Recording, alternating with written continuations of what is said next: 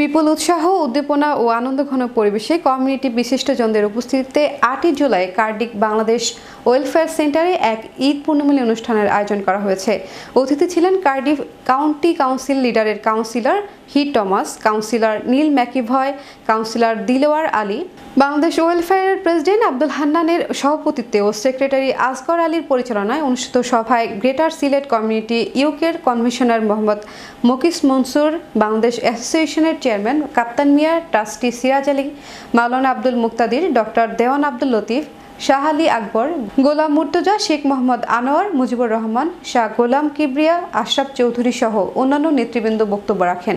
সভায় মুসলিম উম্মার সুশান্তি ও সমৃদ্ধি কামনা করে দোয়া পরিচালনা করেন হাফিজ মাওলানা ফারুক আহমেদ। সভায় আগত নেতৃবৃন্দ সংগঠনের আগামী দিনের কর্মকাণ্ডে সহযোগিতার হাত প্রসারিত করবেন বলে প্রতিশ্রুতি ব্যক্ত করেছেন।